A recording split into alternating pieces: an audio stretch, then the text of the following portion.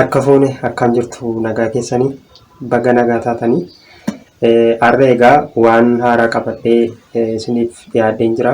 Innis maali yoo jettanii yeroo darbee akkaataa itti wixinee qorannoo keenyaa barreessinu waliin ilaallee turre.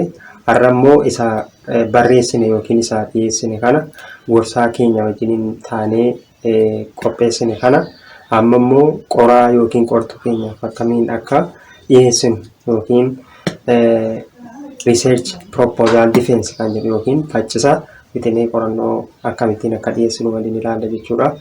Egaa mata duree kana jalatti kan nuti waliin ilaallu jalqaba irratti wixinee qorannoo keenyaa gaafa dhiyeessinu maal irratti xiyyeeffachuu akka qabnu, daqiiqaa meeqa gidduutti dhiyeessuu akka qabnu,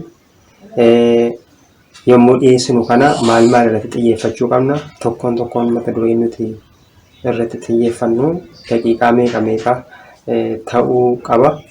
Akkasumas immoo yeroo dhiyeessii kana dhiyeessinu maal gochuu akka qabnu, akkasumas immoo maal gochuu akka hin qabne ilaalla jechuudha. Sababiin isaa wixinee qorannoo keenyaa kana irratti ofitti amanamummaan jiraachuu qaba jennee jirra.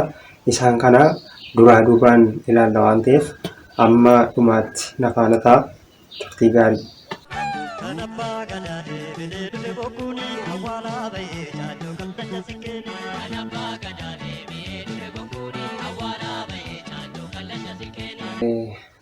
Walitti deebinee jirra. Jalqaba irratti maal ilaalla yoo jenne wixinee qorannoo keenyaa gaafa dhiyeessinu maal irratti xiyyeeffachuu akka qabnu waliin ilaalla jechuudha. Jalqaba irratti akkuma beekamu mata duree keenya egaa irra dhiyeessiidha waan ta'eef jalqaba dubbiidha jechuudha. Kanaan dura barreeffamaan wixinee qorannoo keenyaa dhiyeessinee jirra. Har'a immoo isa barreeffamaan jiru kana afaaniin qortoota keenyaaf dhiyeessinaa jechuudha.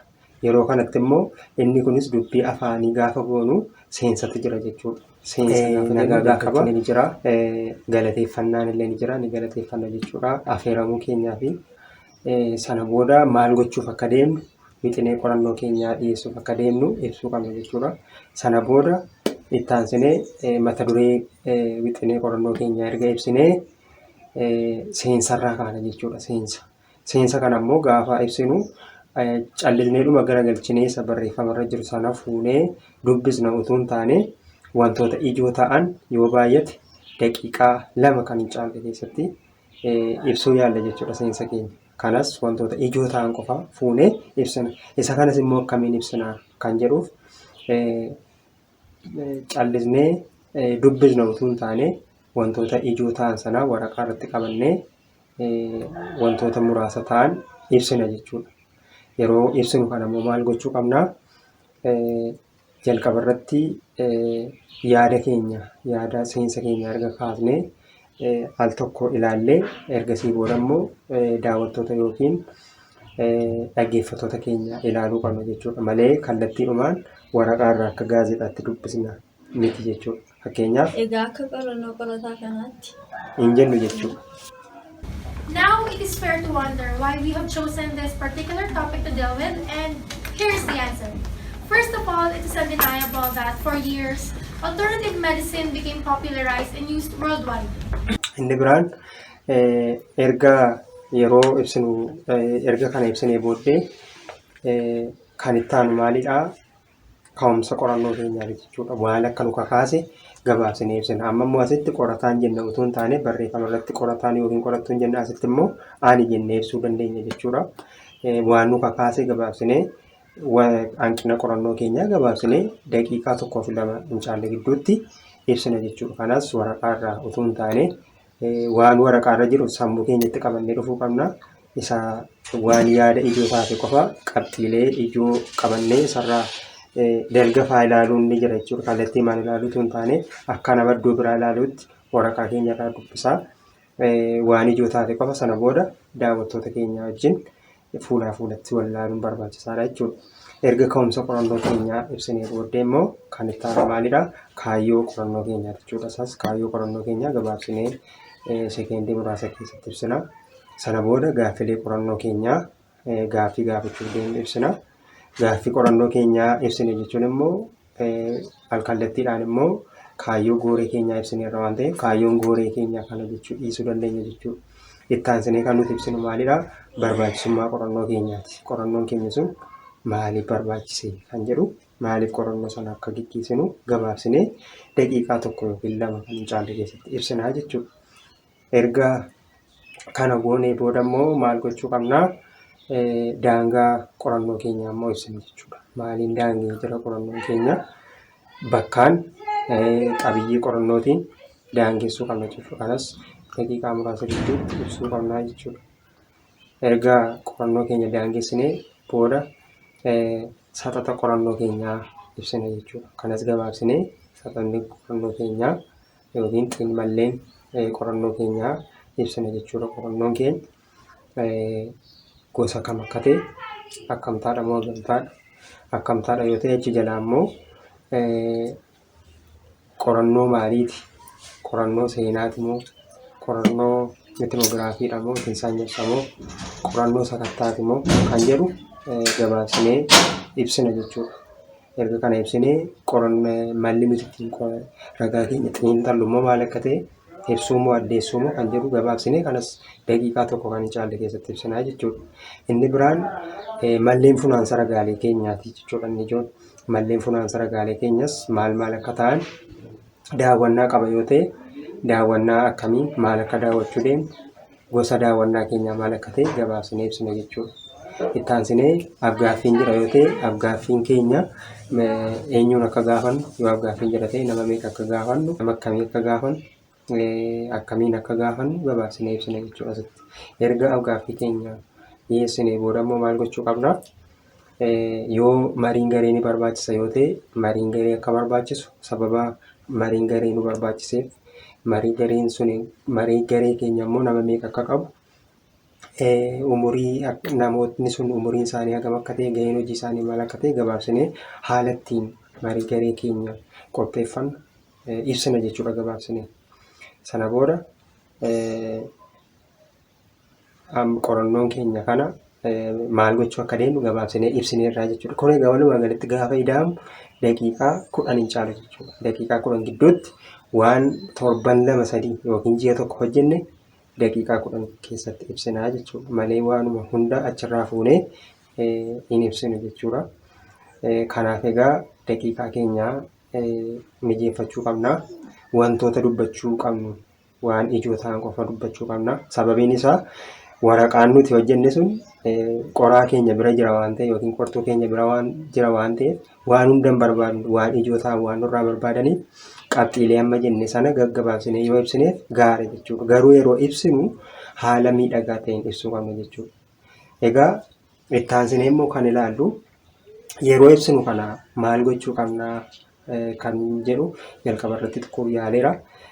Jalqaba irratti fuula haalli miirri keenya murteessaadha jechuudha. Egaa yeroo ibsinu maal gochuu qabna kan jedhu keessatti miirri keenya miira sodaa ala ta'uu qaba jechuudha. Sodaan hin barbaachisu.